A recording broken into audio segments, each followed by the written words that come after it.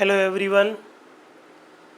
आज हम लोग यूपीएचजीएस का 2018 का जो प्री पेपर है 2018 का उसका 4th डे है हम लोगों का। डे 3 में या 3rd डे में हम आपको 63 क्वेश्चंस तक 62 तक एक्सप्लेन कर चुके हैं। आज हम 63 से स्टार्ट कर रहे हैं। हालांकि ये जो प्रश्न है 63 इसका इंग्लिश वर्जन जो है 3rd डे वाले में चला गया है, उस पेज पर है। यहाँ पर सिर्फ हिंदी वर्जन बचा है, इसके हिंदी वर्जन है और इसके ऑप्शंस हैं। प्रश्न देख लें क्या था। आधा पार्ट इसका डे 3 में है। जब आप डे 3 का पीडीएफ डाउनलोड करेंगे तो उसमें आखिरी प्रश्न जो होगा वो 63rd होगा, जो हम यहाँ पर पढ़ रहे हैं। प्रश्न ये है, वैध अपेक्षा पदबंध का संबंध निम्नलिखित विधिक शाखाओं में से किससे है। मतलब समझ ले, वैध अपेक्षा का मतलब है कि आप किसी से ऐसी उम्मीद रख रहे हैं जो लीगल है। आप उम्मीद रखें किसी से ऐसी जो सही हो आपके भी हिसाब से और वो भी आपको सहायता दे सके, हालांकि वो उस व्यक्ति को इस काम के लिए प्राधिकृत ना किया गया हो। एग्जाम्पल हम आपको बता दे रहे हैं। जैसे मान लीजिए पुलिस वाले हैं, तो आपके पड़ोस में मान लीजिए कोई चबूतरा बना रहा है या आपको नुकसान पहुंचा रहा है या कोई भी सिविल प्रकृति का वाद उत्पन्न कर रहा है अपने आपके पड़ोसी होने के नाते या मकान के नाते, तो हालांकि उसमें पुलिस का इंटरफेरेंस बहुत ज़्यादा नहीं है, मगर आप पुलिस को बुलाते हैं और वो आपका दोनों के बीच सुलह करा देती है, पुलिस समझा देती है दोनों पक्षों को, तो ये कहलाती है वैध अपेक्षा। कोई भी व्यक्ति उस लिए उपबंधित ना हो फिर भी आप उससे उम्मीद रखें वैसी, तो ये है वैध अपेक्षा। और ये किससे संबंधित है ये पूछा गया है, तो प्रशासनिक विधि से संबंधित है, संवैधानिक विधि से संबंधित है, संरचनात्मक विधि से संबंधित है या उपरोक्त में से कोई नहीं। तो आप समझ गए होंगे ये सब काम जो है वैध अपेक्षा का, ये आप किससे रखते हैं, प्रशासन से रखते हैं। प्रशासन से आप उम्मीद रखते हैं, इसका ऑप्शन ए सही है। प्रशासनिक विधि से संबंधित है वैध अपेक्षा। हमने अपने उत्तर में लिख भी दिया है, जहाँ हैंडरिटन नोट्स दिए हैं आपको वहाँ पर लिख दिया है हमने कि वैध अपेक्षा का संबंध प्रशासनिक विधि से है। और ये कहीं ना कहीं जो संविधान का अनुच्छेद 14 है, समता का अधिकार, उससे संबंधित होती है। ब्रैकेट में लिख दिया है जहाँ की प्राधिकारी को सचमुच कुछ अधिकार ना हो फिर भी ऐसा कार्य करे। जैसे पुलिस वालों को कुछ क्षेत्रों में अधिकारता नहीं है फिर भी वो आपकी मदद करते हैं, तो ये एक वैध अपेक्षा है आपकी पुलिस के प्रति, प्रशासन के प्रति। तो वैध अपेक्षा इज रिलेटेड विद प्रशासनिक विधि। प्रश्न संख्या 64 में आ जाइए आप। बहुत इंपॉर्टेंट प्रश्न है 64। इसमें हुआ क्या है, गुड्स एंड सर्विस टैक्स जिसको कहते हैं GST was introduced by following constitution amendment. वस्तु एवं सेवा कर जो है जीएसटी किस संविधान संशोधन के पारित किए जाने के पश्चात प्रारंभ हुआ है। आपको बताना है कि जीएसटी किस संविधान संशोधन द्वारा आप तक पहुंचाया गया है। तो पहले तो हम उत्तर बता दें इसका। जो 101वां संशोधन है, ऑप्शन नंबर बी सही है इसका। 101वां जो संशोधन था, आप देखिए हमने बताया था हिंदी और इंग्लिश में कितना मिसप्रिंट है, आप ध्यान से देख रहे होंगे। इंग्लिश में सारी डेट्स ठीक है, कॉन्स्टिट्यूशनल अमेंडमेंट 2016 16 लिखा है, और हिंदी में लाके लास्ट में दो ऑप्शन में 96 1916 1916 मतलब 2016 को 1996 लिखा हुआ है, जबकि लास्ट वाला अमेंडमेंट में दोनों ही चीज़ें गलत हैं। इंग्लिश का भी गलत है, हिंदी का भी गलत है। जो 102वां संशोधन हुआ है ये 2018 में हुआ है, 16 में नहीं हुआ है। ठीक, तो इस तरह की बहुत सारी त्रुटियां होती हैं जहां से आपके कॉन्सेप्ट गड़बड़ा सकते हैं, इसलिए हम सारी त्रुटियों को प्यूरिफाई करके आप तक ये आंसर पहुंचा रहे हैं। आप लोग आंसर पेपर जो मार्केट से ख़रीदते हैं वो पहले या तो वो लैंग्वेज को बदल देते हैं, थोड़ा इजी लैंग्वेज कर देते हैं जिससे आप आराम से प्रश्न समझ सकें। आपको आराम से नहीं समझना है, आपको मेन समझना है कि हमें एग्जैक्टली पेपर फेस क्या करना है। यहाँ पर सहूलत का मसला नहीं है, पेपर तो आपके हिसाब से नहीं आना है, पेपर तो हाई कोर्ट अपने हिसाब से बनाता है HJS का, और प्रश्न इसी तरीके से आते हैं जिस तरह से हम आपको बता रहे हैं। इसीलिए हमने ओरिजिनल पेपर लिया हुआ है। ओरिजिनल पेपर लेने का मकसद भी यही है कि आप बुक की लैंग्वेज प्रॉपर समझ पाएँ। शॉर्ट में हिंट देता है हाई कोर्ट HJS में, और आपसे आंसर की उम्मीद रखता है।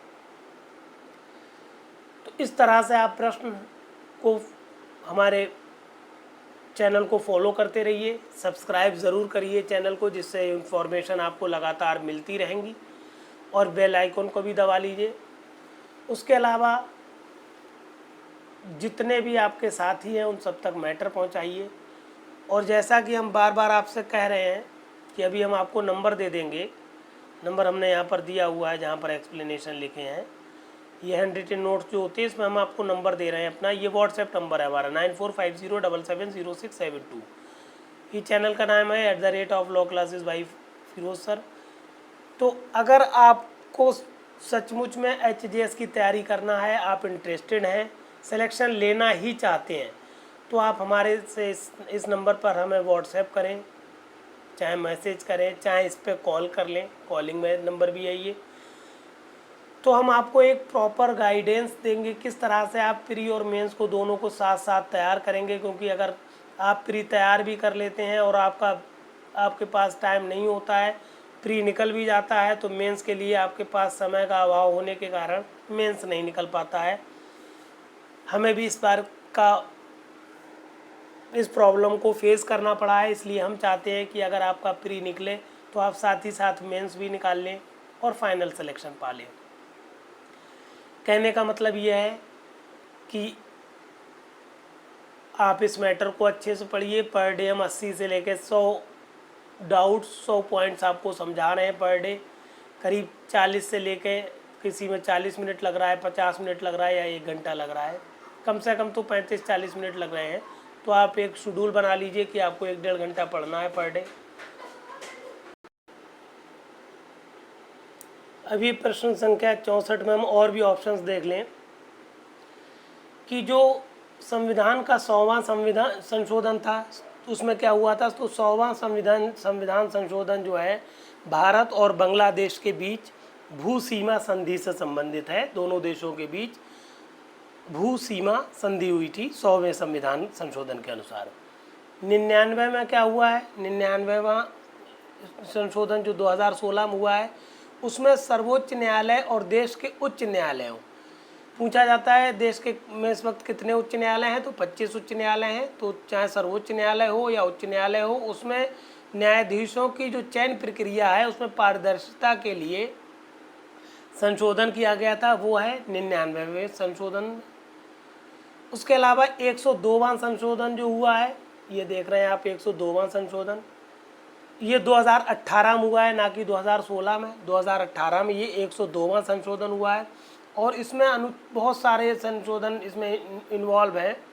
उनमें से जैसे अनुच्छेद 338B में संशोधन हुआ, 342A में, जो कि OBC से संबंधित हैं, OBC के फ़ायदे के लिए संशोधन किए गए हैं।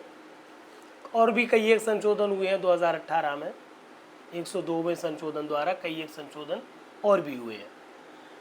फिर आ जाइए आप प्रश्न संख्या 65 पर। क्या कह रही है प्रश्न संख्या 65, देखें। यह है अनुच्छेद 22(4) के अनुसार किसी व्यक्ति का किस अवधि से अधिक के लिए निरोध सलाहकार बोर्ड की सिफारिश के बिना संभव नहीं है। आपने अनुच्छेद 22 पढ़ा होगा, बहुत इम्पोर्टेंट अनुच्छेद है। हम अपने मेंस में ये पढ़ाएंगे आपको, मेंस के पॉइंट ऑफ व्यू से भी इम्पोर्टेंट है। तो ये जो 65वां प्रश्न है आपके सामने, तो अनुच्छेद 22(4) में बताया गया है कि संविधान के अनुसार अनुसंधान के अनुच्छेद 22(4) के अनुसार किसी व्यक्ति को 3 महीने से अधिक के लिए निरोध सलाहकार बोर्ड की सिफारिश के बिना संभव नहीं है। अगर आपको 3 महीने से अधिक किसी को निरोधित करना है, कैद करना है, तो आपको क्या करना होगा, सलाहकार बोर्ड की सिफारिश लेना पड़ेगी, तभी आप 3 महीने से अधिक के लिए उसको निरोध कर सकते हैं, कैद कर सकते हैं, अन्यथा नहीं। तो इसका आंसर सिंपल सा है, 3 महीने से अगर आपको ज़्यादा निरोध चाहिए तो आप उसको सिफारिश बोर्ड से आप सलाहकार बोर्ड से, निरोध सलाहकार बोर्ड से आप सिफारिश करें। फिर आ जाइए आप 66वें प्रश्न पर। क्या कहलाता है 66वां प्रश्न? ये है आपके सामने, उत्तर प्रदेश नगर भवन किराए पर देना, किराया एवं बेदखली अधिनियम 1972 की धारा 20 के अंतर्गत, ये प्रश्न संख्या देखिए आप 66 है, 66, धारा 20 के अंतर्गत बेदखली हेतु वाद दायर करने के लिए निम्न में कौन सा आधार नहीं हो सकता? तो आपने जो अधिनियम 13 है, जिसको किराए पर देना और बेदखली अधिनियम कहते हैं, इस अधिनियम की धारा 20 में आपने, ये धारा 20 हम मेंस में आपको डिटेल्ड पढ़ाएंगे, क्योंकि धारा 20 और धारा 21 ये आपके मेंस के पॉइंट ऑफ व्यू से बहुत इंपॉर्टेंट है, डिटेल्ड स्टडी कराएंगे इसकी हम। यहाँ पर सिर्फ आप इतना समझ लीजिए, कई एक पॉइंट्स हैं उसमें, उनमें एक पॉइंट है कि अगर किराएदार ने 4 महीने तक किराया नहीं दिया है अपने मकान मालिक को, तो वो उससे मकान खाली कराने के लिए क्या कर सकता है, वाद दाखिल कर सकता है, वाद दायर कर सकता है। तो इन ऑप्शंस में बाकी सारे ऑप्शन सही हैं। जैसे अगर किराएदार भारी क्षति पहुंचाता है तो वो उसको खाली कराने के लिए कह सकता है। इसमें आपको क्या करना था, कौन सा आधार नहीं है, तो पहला आधार है। दूसरा है किराएदार ने 3 महीने की अवधि के लिए किराए का भुगतान नहीं किया है, तो 3 महीने की बात नहीं चलती है। 4 महीने का अगर किराया ना दे किराएदार, तो मकान मालिक वाद दायर करता है उसको खाली कराने के लिए। तो ऑप्शन बी जो है वो आपके आंसर के हिसाब से सही है, क्योंकि जो धारा 20 में बात हुई है वो हुई है 4 महीने की।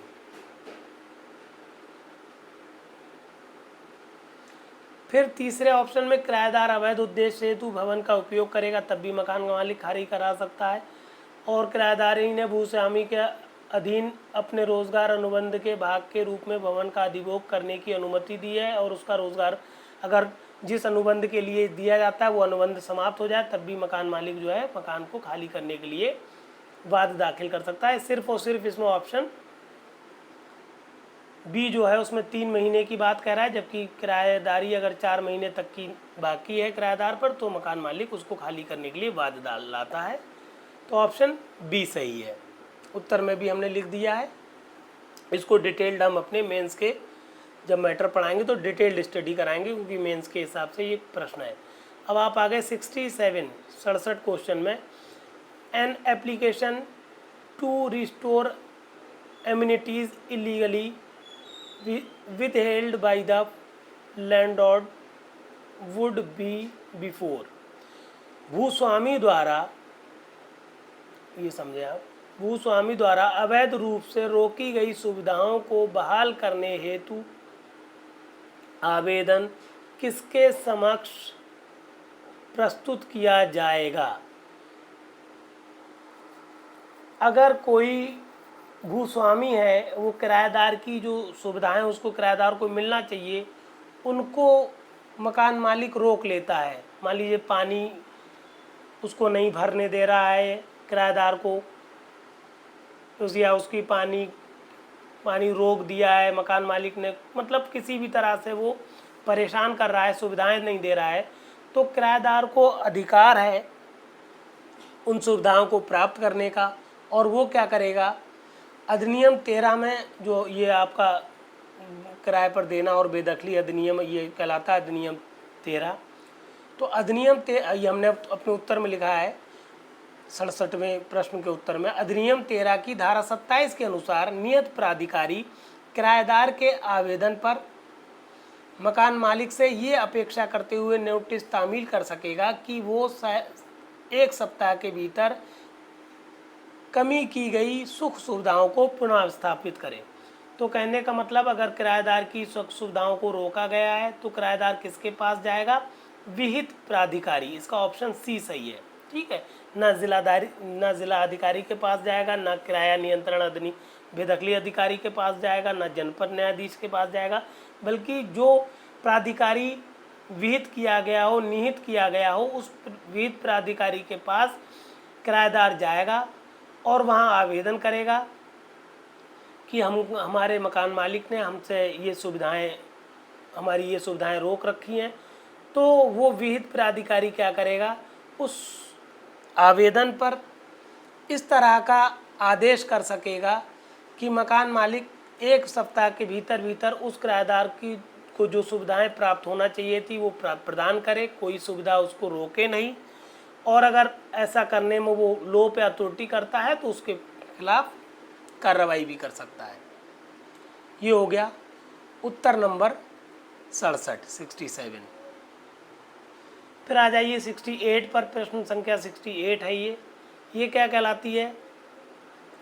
उत्तर प्रदेश नगर पालिका अधिनियम 1916 के अंतर्गत दायर निर्वाचन याचिका के स्थानांतरण हेतु आवेदन किसके समक्ष होगा? ये बहुत इंपॉर्टेंट प्रश्न है कि जो निर्वाचन होता है नगर पालिका के द्वारा निर्वाचित किए जाते हैं सदस्य या जो भी लोग, तो पहली बात तो उसका जो या उसके अंदर और तो आप कोई आपत्ति नहीं कर सकते, सिर्फ आप कर सकते हैं कि याचिका दायर करते हैं। और याचिका दायर का ये भी प्रश्न पूछा जाता है, निर्वाचन से संबंधित याचिका किसके समक्ष प्रस्तुत की जाती है? तो ये की जाती है जिला न्यायाधीश के समक्ष। और अब इसका प्रश्न और आगे पूछ लिया गया कि याचिका तो जिला न्यायाधीश के, मगर उस याचिका को आप चाहते हैं कि एक जिला न्यायाधीश से दूसरे जिला न्यायाधीश को अंतरित कर दी जाए, तो ये काम करता है कौन? उच्च न्यायालय। ठीक, उत्तर इसका आपका डी सही है कि अगर निर्वाचन से संबंधित कोई याचिका आपने किसी एक न्यायाधीश के समक्ष प्रस्तुत की है और आप चाहते हैं कि वो दूसरे न्यायाधीश के पास स्थानांतरित हो जाए, तो आपको आवेदन करना पड़ेगा उच्च न्यायालय में। उच्च न्यायालय को ये शक्ति है, हमने अपने उत्तर में लिख दिया है। उत्तर नंबर 68 में लिखा हुआ है ये, यहाँ पर उत्तर आपको मिल जाएंगे सारे, ये सारे उत्तर आपको यहाँ पर मिल जाएंगे। उत्तर 68 में लिख दिया है। नगर पालिका की अधिनियम की धारा 43 खा ये भी बहुत इंपॉर्टेंट है कि किस धारा में स्थानांतरण की बात होती है। एक प्रश्न से आपको कम से कम हाई कोर्ट के मतलब HJS के 5-6 उत्तर मिलेंगे, ये समझ लीजिए। तो धारा का उल्लेख कर दिया है 43 खा के अनुसार निर्वाचन याचिका को उच्च न्यायालय किसी प्रक्रम पर एक जिला न्यायाधीश से अन्य जिला न्यायाधीश को अंतरित कर सकता है। ठीक, आप समझ ले, हर प्रश्न आपको 3, 4, 5 उत्तर मिल रहे हैं कि याचिका किसके समक्ष की जा सकती है, ठीक, किसके द्वारा अंतरित की जा सकती है, किस धारा के द्वारा अंतरित की जा सकती है। इस तरह के प्रश्न घुमा फिरा के आपसे इन्हीं ऑप्शन के अंतर्गत प्रश्न पूछे जाते हैं। कोई भी ऐसा प्रश्न नहीं आता है जिसको आपने सही मतलब सुना ना हो। इसलिए आप अच्छा अध्ययन करिए, अच्छे से पढ़ाई करिए, लॉजिकल पढ़िए, कॉन्सेप्चुअल पढ़िए। हम कॉन्सेप्चुअल पढ़ा रहे हैं, आपको लॉजिकल पढ़ा रहे हैं, इसलिए आपका कोई प्रश्न नहीं रुकेगा। प्री भी निकलेगा और प्री के साथ ही साथ हम मेंस पढ़ा रहे हैं, तो मेंस भी आपका निकलेगा। हमारे साथ मेहनत करते रहिए, पर डे 1-2 घंटा आप अपनी पढ़ाई के लिए निकाल लीजिए, सिलेक्शन हम दिलाएंगे आपको। हमारे नंबर पर संपर्क करिए, पूरा हम आपको स्ट्रेटजी समझा देंगे, किस तरह से तैयारी करना है, कहाँ पर गलती नहीं करना है। फिलहाल अगले प्रश्न में चलें। प्रश्न संख्या 69। किस विधि के अंतर्गत एक ऐसी वृद्ध महिला को इद्दत का पालन करने की आवश्यकता नहीं है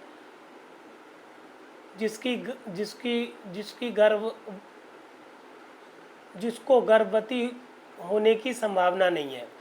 ये प्रश्न चूँकि मुस्लिम विधि में क्या होता है कि अगर या तो तलाक हो जाए या पति मर जाए तो इद्दत पूरी करना पड़ती है महिला को। तो पूछ रहे हैं कि किस विधि के अनुसार कोई ऐसी वृद्ध महिला है जो ये लग रहा है उसका मीनोपॉज हो चुका है कि अब वो महिला जो है गर्भवती नहीं होगी, तो किस विधि में बताया गया कि उसको इद्दत पालन की आवश्यकता नहीं है। हालांकि हाई कोर्ट ने पहले इसके उत्तर को ए माना था शैफी विधि के अनुसार, जो कि गलत था उत्तर। फिर चूंकि इसमें प्रॉब्लम आई हाई कोर्ट को, तो हाई कोर्ट ने इस प्रश्न को हटा दिया था। ठीक है, इसका सही उत्तर है शिया विधि। शिया विधि हमने अपने उत्तर 69 में लिख दिया है। शिया विधि के अंतर्गत एक ऐसी वृद्ध महिला को इद्दत का पालन करने की आवश्यकता नहीं है जिसकी गर्भवती होने की संभावना ना हो। और ब्रैकेट में ये भी लिख दिया कि हाईकोर्ट ने इस प्रश्न को कैंसिल कर दिया था, हटा दिया था, निरस्त कर दिया था। हालांकि हाईकोर्ट ने इसके उत्तर को शैफी विधि कहा था, जो कि गलत था। तो कहीं पर भी अगर आप कहीं और से पढ़ रहे हैं और आपको कोई और उत्तर मिल रहा है तो उस पर बिल्कुल विश्वास ना करिएगा। हमारे मैटर बिल्कुल प्यूरिफाइड है, कहीं पर भी कोई त्रुटि आप नहीं पाएंगे। अगर पा रहे हैं तो बिल्कुल हमें कमेंट करें कि हमने ये उत्तर गलत पढ़ाया है। पूरी ताकत लगाइए आप और बताइए हमको कि हम कहाँ पर गलत हैं और हमें करेक्ट करिए अगर आपको लगता है तो, क्योंकि बहुत सावधानी पूर्वक हम ये उत्तर आपको दे रहे हैं जिससे आपका कहीं से कहीं पर भी कॉन्सेप्ट ना डगमगाए, कॉन्फिडेंस ना डगमगाए। मेन कॉन्सेप्ट है, कॉन्सेप्ट में अगर गलती होती है तो आप प्रॉब्लम में आते हैं। फिर एक प्रश्न आया आपके सामने, प्रश्न संख्या 70 है ये। साक्षी परीक्षण के लिए निम्नलिखित में से कौन सा सही क्रम है? Out of following which is the correct order of examination of witness. जो साक्षियों की परीक्षा की जाती है, इससे संबंधित दो धाराएं हैं आपके एविडेंस एक्ट में, साक्ष्य अधिनियम में, धारा 137 और धारा 138। हालांकि धारा 137 में मुख्य परीक्षा की परिभाषा है और धारा 138 में परीक्षाओं का क्रम है। हालांकि धारा 37 में भी बताया गया है कि सबसे पहले पुनः परीक्षा होगी, सबसे पहले मुख्य परीक्षा होगी, फिर प्रति परीक्षा होगी और फिर पुनः परीक्षा होगी। कहने का मतलब है ऑप्शन नंबर सी सही है। सबसे पहले मुख्य परीक्षा होती है उस व्यक्ति द्वारा जो साक्षी को बुलाता है, फिर प्रतिपक्षी उसकी प्रतिपरीक्षा करता है, फिर अगर कोई प्रतिपरीक्षा में ऐसा कोई प्रश्न उठ जाता है तो वो साक्षी जिसने विटनेस साक्षी को बुलाया था, वो पक्षकार जिसने साक्षी को बुलाया था, अपने ही पक्षकार से पुनः परीक्षा कर सकता है। इस तरह से 70 प्रश्न यहाँ हो गए। 71वां प्रश्न है, no wife shall be entitled to receive maintenance from her husband under section 125 of CRPC। बहुत इंपॉर्टेंट है 71वां आंसर। ये यहाँ पर 71वें आंसर का एक्सप्लेनेशन हमने दिया हुआ है। CRPC की धारा 125(4) में इसके बारे में बताया गया है कि कौन सी महिला भरण पोषण पा सकती है अपने पति से और कौन सी नहीं। ऑप्शन समझ ले, पहले क्वेश्चन समझ ले। दंड प्रक्रिया संहिता की धारा 125 के अंतर्गत किसी पत्नी को अपने पति से भरण पोषण प्राप्त करने का अधिकार नहीं होगा। तो किस पत्नी को भरण पोषण का अधिकार नहीं है वो देख लें।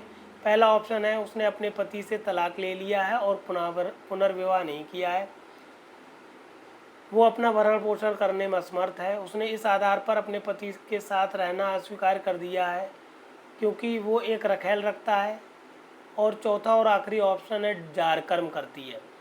तो सिंपल सी बात है, बाकी तीनों ऑप्शन A, B, C में वो महिला अपने पति से क्या कर सकती है, भरण पोषण प्राप्त कर सकती है। जबकि जार कर्म की अवस्था में अगर वो महिला जार कर्म करती है तो वो अपने पति से भरण पोषण प्राप्त करने की अधिकारी नहीं होती है। हमने अपने उत्तर नंबर 71 में लिख दिया है, आपको मैटर भी दे दिया है कि दंड प्रक्रिया संहिता की धारा 125(4) के अनुसार पत्नी जो है अपने पति से भरण पोषण या अंतरिम भरण पोषण के भत्ता प्राप्त करने की हकदार नहीं होगी यदि वो, पहली बात, जारता की अवस्था में रह रही है, दूसरी बात पर्याप्त कारण के बिना रह रही है, बिना पर्याप्त कारण के बिना अपने पति के साथ रहने से इनकार करती है। और तीसरी और आखिरी बात, वे दोनों पारस्परिक सहमति से पृथक रह रहे हैं। कहने का मतलब सिर्फ इन 3 दशाओं में भी ही पत्नी अपने पति से भरण पोषण प्राप्त नहीं करेगी, कि वो जाड़ता की दशा में रह रही हो या बिना पर्याप्त कारण के अपने पति से अलग रह रही हो, या फिर वो लोग आपस में सहमत हो गए हैं पति पत्नी अलग रहने के लिए, तो इन 3 दशाओं में वो पत्नी अपने पति से भरण पोषण प्राप्त नहीं करेगी, वरना हर हाल में उस पत्नी को अपने पति से भरण पोषण प्राप्त करने का अधिकार है। ये था प्रश्न संख्या 71। अब आ जाइए प्रश्न संख्या 72 में। यह है दाम्पत्याधिकारों के प्रत्यास्थापन की डिक्री को लागू किया जा सकता है। अ decree for restitution of conjugation rights में बी इनफोर्स। तो बहुत इंपॉर्टेंट प्रश्न है ये आपके सामने कि दाम्पत्य अधिकारों के प्रत्यास्थापन की डिक्री को किस तरह से आप लागू करा सकते हैं। पहला ऑप्शन है आपके पास संपत्ति की कुर्की द्वारा, दूसरा ऑप्शन है व्यादेश के द्वारा, तीसरा ऑप्शन है सिविल कारावास में निरोध के द्वारा, और चौथा ऑप्शन है आपके पास उपरोक्त में से कोई नहीं। तो अगर दाम्पत्य अधिकारों का प्रत्यास्थापन कराना है न्यायालय को, तो क्या वो कर सकता है, वो संपत्ति की कुर्की कर सकता है। देखिए ऑप्शन ए सही है, पहले तो ये समझ ले उत्तर कौन सा सही है। तो 72वें प्रश्न का ऑप्शन ए सही है कि दाम्पत्य अधिकारों को प्रत्यास्थापन की डिक्री को लागू करने के लिए क्या कर सकता है न्यायालय, संपत्ति की कुर्की का आदेश दे सकता है, कुर्की करा सकता है संपत्ति की। अच्छा, बाकी व्यादेश की में क्या होता है ये बता दें हम। अच्छा, इसका एक्सप्लेनेशन हमने दिया है आपको उत्तर में, उत्तर नंबर 72 का हमने उत्तर लिख दिया है इसमें कि आदेश जो सीपीसी है उसका आदेश 21 नियम 32 के अनुसार दाम्पत्य अधिकारों के प्रत्यास्थापन के लिए डिक्री उसकी संपत्ति की कुर्की द्वारा की जाएगी। डिक्री की पूर्ति जो होगी उसकी संपत्ति की कुर्की द्वारा की जाएगी। तथा अब दूसरा ऑप्शन जो व्यादेश की बात आई है उसको देख लें। तथा संविदा के विनिर्दिष्ट पालन के लिए या व्यादेश की दशा में सिविल न्यायालय में निरोध या संपत्ति की कुर्की करके द्वारा या दोनों द्वारा किया जाएगा। ये जो आदेश 21 नियम 32 है सीपीसी का, ये भी हम अपने नोट्स में आपको मेंस के नोट्स में डिटेल्ड पढ़ाएंगे, क्योंकि मेंस में आता है आदेश 21 नियम 32, बहुत इसका डिटेल्ड स्टडी कराएंगे हम। यहाँ पर सिर्फ इतना बता दें कि आदेश 21 नियम 32 के अनुसार अगर दाम्पत्य अधिकारों की प्रत्यास्थापना की डिक्री को लागू कराना है तो सिर्फ और सिर्फ कोर्ट क्या कर सकता है, संपत्ति की कुर्की करा सकता है। और इसी आदेश के अनुसार अगर किसी विनिर्दिष्ट पालन कराना है संविदा का या व्यादेश की संविदा है, तो वहाँ पर न्यायालय क्या कर सकता है, उस व्यक्ति को जिसके खिलाफ डिक्री पारित हुई है उसको सिविल कारागार में निरोध कर सकता है, बंद कर सकता है, या फिर संपत्ति की कुर्की कर सकता है, या दोनों काम भी कर सकता है। ठीक है, फिर आप आ जाइए, एक सेकंड देख लें कि दोनों काम है कि नहीं है। एक सेकंड रुकें आप। ठीक है, सही बताया हमने, व्यादेश या विनिर्दिष्ट पालन के लिए न्यायालय कुर्की भी कर सकता है, ठीक, निरोध भी कर सकता है कारागार में, या दोनों भी कर सकता है। सही बताया था, कोई त्रुटि नहीं है, आंसर सही है। फिर आप आ जाइए प्रश्न संख्या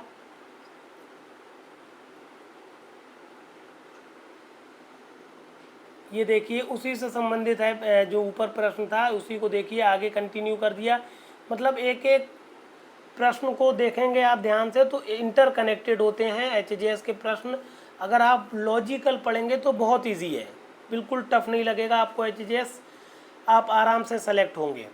और लॉजिकल नहीं पढ़ेंगे तो आपकी प्रश्न ही समझ में नहीं आएगा, आंसर तो बहुत दूर की बात है। इसलिए मशवरा है हमारा आपसे कि आप हमारे दी हुए नंबर पर हमसे संपर्क करें और प्रॉपर गाइडेंस प्राप्त करें, और जहाँ पर भी जो भी असुविधा हो रही है उसको डिस्कस करें हमारे साथ, क्योंकि आपके पास डिस्कशन के लिए कोई प्रॉपर टीचर नहीं होता है, प्रॉपर कोई आपको बताने वाला नहीं होता है, और चूँकि प्रॉपर गाइडेंस ना होने की वजह से कहीं ना कहीं भटकाव पैदा होता है।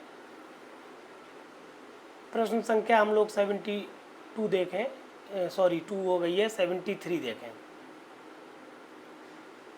व्यादेश एक वाद में नहीं प्रदान किया जा सकता। Injunction can not be granted in a suit. पूछ रहे हैं कि नीचे लिखे किन वादों में आप क्या करेंगे, व्यादेश प्रदान नहीं कर सकते। तो पहला ऑप्शन है आपके पास जिसमें विनिर्दिष्ट अनुपालन लागू नहीं किया जा सकता। दूसरा ऑप्शन है विनिर्दिष्ट पालन को लागू करने के लिए नकारात्मक अनुबंध के उल्लंघन हेतु ऐसी उद्घोषणा के लिए जहां वादी का कब्जा है। उपरोक्त में से कहीं नहीं, कोई नहीं। तो सबसे पहले तो उत्तर समझ लें।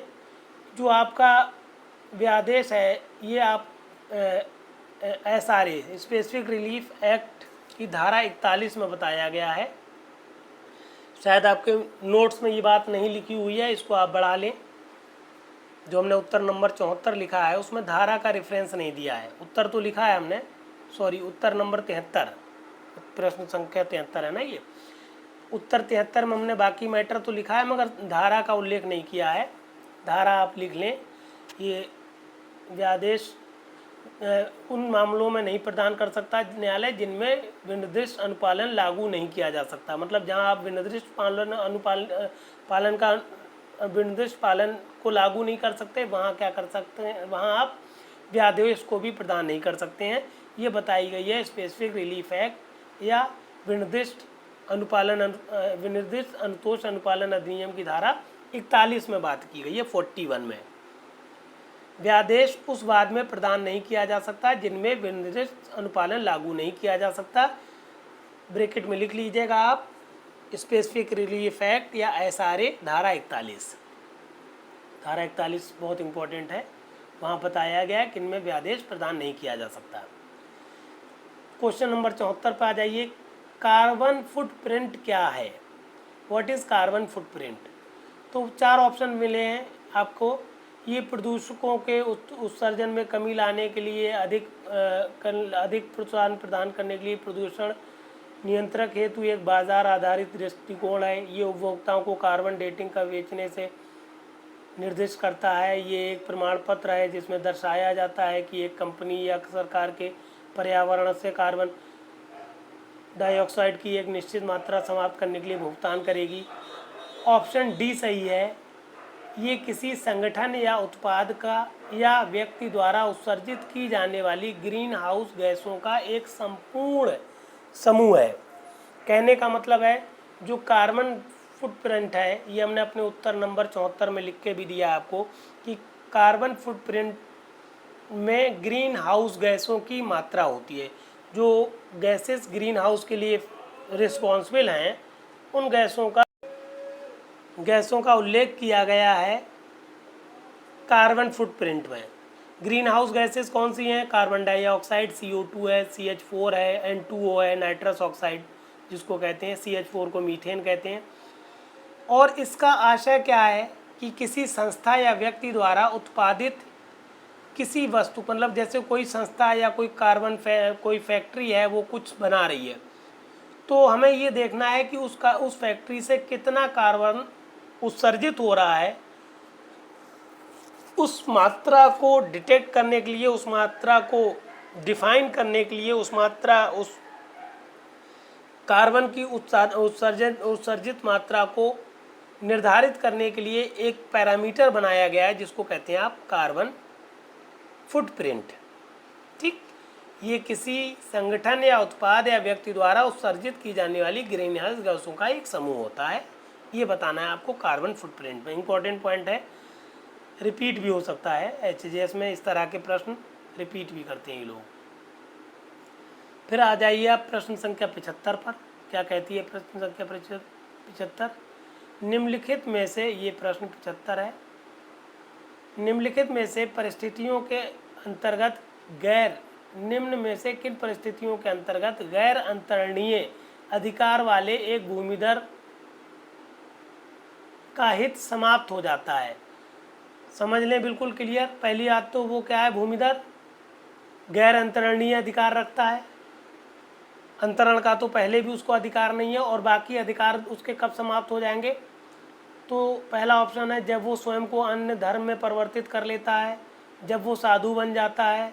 तीसरा है जब उसे कब्जे से वंचित कर दिया जाता हो गया हो और परसीमन द्वारा पुनः कब्जा प्राप्त करने के लिए अधिकार प्रतिबंधित कर दिया गया हो। बिल्कुल सही है ये ऑप्शन सी कि गैर अंतरणीय अधिकार वाला जो भूमिधर होगा उसका हित उसी वक्त समाप्त हो जाएगा जब उससे क्या किया गया हो, उसे कब्जे से वंचित कर दिया गया हो और परसीवन द्वारा पुनः कब्जा पाने के अधिकार को प्रतिबंधित कर दिया गया हो। मतलब उससे कब्जा ले लिया गया है और उसको प्रतिबंधित कर दिया गया कि अब आपको कब्जा वापस नहीं मिलेगा, तो उसी वक्त उसका क्या होता है, हित समाप्त हो जाता है। इसका एक्सप्लेनेशन हमने आपको दिया है उत्तर नंबर 75 का, अपने हैंड राइटिंग नोट्स में हमने लिखा है। उत्तर प्रदेश जमींदारी विनाश अधिनियम की धारा 190 के अनुसार गैर अंतरणीय अधिकार रखने वाले एक भूमिधर का हित समाप्त हो जाता है जब उसे कब्जे से वंचित कर दिया गया हो और परसीमन कहते हैं लिमिटेशन को, परसीमन द्वारा पुनः कब्जा पाने के उसके अधिकार को प्रतिबंधित कर दिया जाता है। प्रश्न संख्या 76 पर आ जाइए आप। उत्तर प्रदेश पंचायती राज अधिनियम की कौन सी धारा ग्राम पंचायत के कृत्यों का प्रावधान करती है? ग्राम पंचायत के कृत्य हमने आपको मेंस में भी पढ़ाने हैं, डिटेल्ड आती है इसकी, डिटेल एक्सप्लेनेशन आता है। तो ग्राम पंचायत के कृत्य जो हैं धारा 15 में है, ऑप्शन ए सही है। 15A जो है वो धारा ग्राम पंचायत में प्रतिवर्ष पंचायत क्षेत्र के लिए एक विकास योजना तैयार करेगी, इससे संबंधित है। धारा 32 गांव निधि से संबंधित है। धारा 26 जो इसमें उल्लेखित हुई है वो पृथक पृथक सदस्यों का अधिकार से संबंधित है। तो इन चारों धाराओं का एक्सप्लेनेशन हमने अपने उत्तर नंबर 73 में दे दिया है। उत्तर नंबर 77 देख लें। 77 प्रश्न क्या कह रहा है? भारतीय दंड संहिता में परिभाषित विधि विरुद्ध जमाव गठित करने के लिए सारभूत संगठक क्या है? The essential ingredient to form an unlawful assembly as defined in Indian Penal Code. कौन क्या विधिपूर्व जमाव के लिए, संगठन के लिए क्या क्या घटक होना चाहिए? तो इसमें पहली बात तो 5 व्यक्ति होना चाहिए कम से कम, और उन्होंने कोई ऐसा अपराध, वो किसी ऐसे अपराध को करने के उद्देश्य से एकत्रित हुए हों कि वो लोग शांति भंग करेंगे या प्रशांति भंग करेंगे, उस जमाव का ऐसा उद्देश्य होना चाहिए। तो अगर आप ध्यान से देखेंगे तो ये सारी चीज़ें क्या आ रही हैं, ऑप्शन सी में आ रही हैं। ऑप्शन ए में सिर्फ 2 लोगों की बात की गई है, इसलिए सही नहीं हो सकता।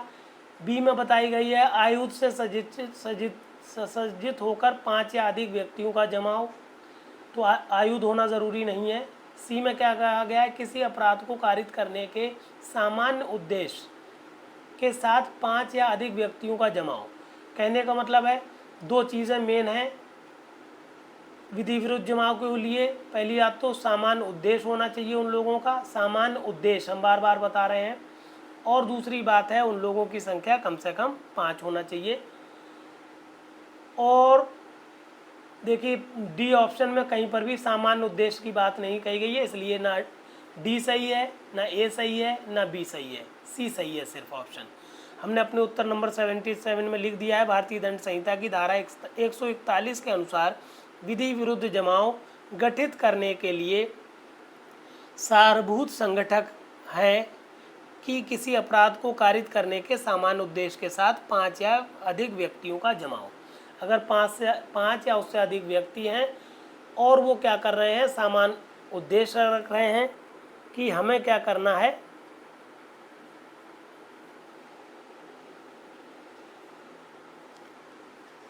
ऐसा कोई काम अपराध करना है, तो वो क्या आएंगे, विधि विरुद्ध जमाव के अंतर्गत आएंगे।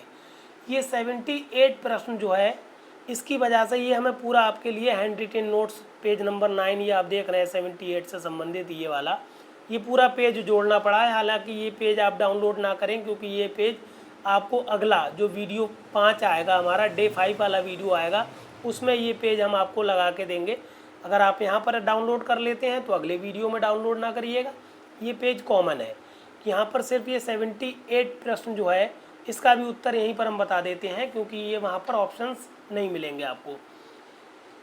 ये प्रश्न था 78 नंबर का प्रश्न था। इसमें बताया गया, पूछा गया था कि दंड विधि संशोधन अधिनियम 1913 2013 जो 2013 में संशोधन हुआ है दंड संहिता में, उसकी दंड संहिता, भारतीय दंड संहिता की धारा 354 के पश्चात 4 नई धाराएं अंतः स्थापित की गई हैं। अंतः स्थापित की गई नई धाराओं में से, नहीं है ये, नई है, नई धाराओं में से एक दृष्टरचिकता के विषय में है, उस धारा को चिन्हित करें। देखिए इंग्लिश में इन्होंने न्यूली लिखा है, ध्यान से देखिए। One of the newly inserted section deals with the voyeurism mark that section. और हिंदी में देखिए आपने लिख दिया है नहीं, स्थापित की गई नई धाराएं, जबकि नहीं ना होकर नई न्यू धाराएं होना चाहिए। कहने का मतलब है जो 2013 में बहुत बड़ा संशोधन हुआ था क्रिमिनल लॉ में, तो उसमें जो आपकी दंड प्रक्रिया संहिता की धारा 354 है, उसमें 4 और धाराएं अंतः स्थापित की गई, धाराएं कहें, धारा 354A, 354B, 354C, 354D, चारों ही धाराएं बहुत इंपॉर्टेंट हैं। डिटेल्ड स्टडी इसकी आपको करना होती है, इसीलिए हमने आपको इस धारा, जिस उत्तर नंबर 78 में इसकी डिटेल पढ़ा दी। हमने पढ़ाया है 2013 में दंड प्रक्रिया संहिता की धारा 354 में अंतः स्थापित धाराएं कौन सी हैं। 354A ये क्या है, लैंगिक उत्पीड़न और लैंगिक उत्पीड़न के लिए दंड से संबंधित है। 354B क्या है, लैंगिक निर्वस्त्र करने के आशय से स्त्री पर हमला से संबंधित है। 354B हमला या आपराधिक बल का प्रयोग से संबंधित है। कौन सी, 354B। 354C जो इस ऑप्शन में पूछी गई, इस प्रश्न में पूछी गई है, दृष्टरतिकता से संबंधित कौन सी धारा है, 354C है। और 354D में क्या बताया गया है, पीछा करना। पीछा करने का क्षेत्र बहुत विस्तृत है, चाहे वो इंटरनेट के माध्यम से हो या किसी और माध्यम से कोई पीछा कर रहा हो, किसी की कोई लड़की को या स्त्री को फॉलो कर रहा है किसी भी तरीके से, तो वो सब आते हैं 354D में। दृष्टरतिकता का मतलब आप समझ लीजिए, कोई लड़की या स्त्री, औरत है जो अपने पर्सनल काम कर रही है, जिस पर किसी की नज़र ना पड़ना चाहिए। मान लीजिए वो कपड़े बदल रही है या कुछ ऐसा काम कर रही है, नहा रही है, तो कोई आदमी उसको क्या कर रहा है, उस वक्त देख रहा है जबकि वो अपने पर्सनल काम कर रही है, जो कि उस पुरुष को नहीं देखना चाहिए। तो ऐसा अगर कोई काम कर रहा है तो वो दृष्टरतिकता में आता है। ये बात ध्यान रखिएगा। दृष्टरतिकता का मतलब भी पूछा जा सकता है कि कोई भी स्त्री अपने पर्सनल काम कर रही हो, कपड़े बदलना या नहाना, इस तरह का कोई काम कर रही हो, और आप अगर कहीं छुपकर उसको देख रहे हैं, कैमरा लगा रहे हैं, या ट्रायल रूम में जो लोग कैमरा लगा देते हैं, ट्रायल रूम में लड़कियां जाती हैं, कपड़े चेंज करती हैं, तो वो भी दृष्टरतिकता में आता है। ये हमने प्रश्न संख्या 78 भी आपको यहाँ पर समझा दी है, जैसा कि हम बता चुके हैं। ये पेज नंबर जो आपको हैंड रिटेन नोट्स का है, ये अगले वीडियो में भी मिलेगा। अगले वीडियो में हम ये जो आपका मैटर है 2018 का जो HGS का जो प्रश्न पत्र पहला वाला है, ये पूरा हो जाएगा। 5वां दिन होगा अगला वीडियो हमारा। और इस तरह से 2018 का जो एक पेपर होगा, पहला वाला 2018 में HGS के 3 पेपर हुए थे, तो पहला पेपर हम कंप्लीट करा देंगे अगले डे नंबर 5 पर आपका कंप्लीट हो जाएगा। उस दिन बड़ा वीडियो होगा, उस दिन हमारे पास आपसे बात करने का समय नहीं होगा। इसमें इसलिए कम प्रश्न लिए हैं कि हम आपसे थोड़ी सी बात कर सकें। बात करने का मकसद ये है कि हमने ये अब आपके लिए HGS की सीरीज़ इसलिए लाए हैं कि किसी भी टाइम आपकी HGS की वैकेंसी आने वाली है, यूपी HGS की वैकेंसी आने वाली हैं, और ज़्यादातर HGS में सारे सब्जेक्ट कॉमन होते हैं, चाहे वो यूपी का हो या कहीं और का हो। सिर्फ आपके लोकल लॉज बदलते हैं, बाकी सारे सब्जेक्ट ऑलमोस्ट कॉमन होते हैं। तो किसी और भी स्टेट का अगर आप HGS दे रहे हैं तब भी आप हमको फॉलो करें, कोई प्रॉब्लम हो तो बाकी सब्जेक्ट के लिए हमसे संपर्क कर लें। और अगर यूपी HGS का आप एग्ज़ाम दे रहे हैं, देने वाले हैं, देना चाहते हैं और आप सचमुच में सिलेक्शन लेना चाहते हैं तो हमारे दिए हुए इस नंबर पर, जो हमने नंबर आपको बार बार बता रहे हैं 9450770672, ये नंबर है, लास्ट में हमने लिखा हुआ है, ये नंबर है हमारा। ये इसमें भी है, इससे पहले भी हमने हैंड रिटन नोट्स आपको दिए थे, यहाँ पर भी हमने अपना नंबर अटैच किया था। तो ये हमारा मोबाइल नंबर है, व्हाट्सएप नंबर है, चाहे आप कॉल करें चाहे आप मैसेज करें। आपको कोई असुविधा है, किस तरह से आपको जुड़ना है, एक ग्रुप बना रहे हैं यूपी HGS के लिए हम, जिसमें कैंडिडेट्स को प्री के साथ साथ मेंस की भी तैयारी करा रहे हैं। क्योंकि मेंस की तैयारी अगर आप अलग से करेंगे या बाद में करेंगे तब आप सिलेक्शन मेंस में ना पाएंगे। तो प्री के साथ साथ ही आप मेंस तैयार करिए। उसके लिए हम एक ग्रुप बना रहे हैं, ग्रुप में ज्वाइन होने के लिए आप हमें मैसेज या कॉल करिए। जुड़ना आपके लिए, अगर आप सिलेक्शन 100% लेना चाहते हैं तो आपके लिए जुड़ना बहुत ज़रूरी है, कम्युनिकेशन बहुत ज़रूरी है। और अगर आप इंटरेस्टेड हैं या आपका कोई साथी इंटरेस्टेड है तो उसको ये मैटर आप शेयर ज़रूर कर दीजिए, अगर आपके साथी तैयारी करते हैं। क्योंकि ये पूरा मैटर हम यूपी HGS का बना के दे रहे हैं, कहीं पर भी इसकी कोचिंग नहीं मिलती है आपको, कहीं पर भी प्रॉपर गाइडेंस HGS की नहीं मिलेगी आपको। इसलिए ये वीडियो बनाने का मकसद हमारा ये है कि जो यूपी HGS से संबंधित कैंडिडेट्स हैं इनको प्रॉपर कोचिंग या प्रॉपर गाइडेंस ना होने की वजह से ये सिलेक्शन नहीं ले पाते हैं। तो हमने इस तरह से मैटर बना रहे हैं कि पूरा यूपी HGS प्री और मेंस का मैटर हम आपको देंगे, एक ग्रुप बनाएंगे, उसमें प्रॉपर गाइड करेंगे, प्रॉपर आप लोगों को डिस्कशन का मौका देंगे, बहुत सारी काम होंगे।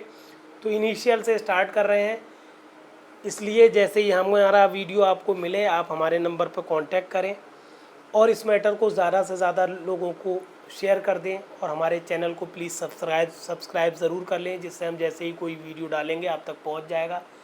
Thank you for watching this.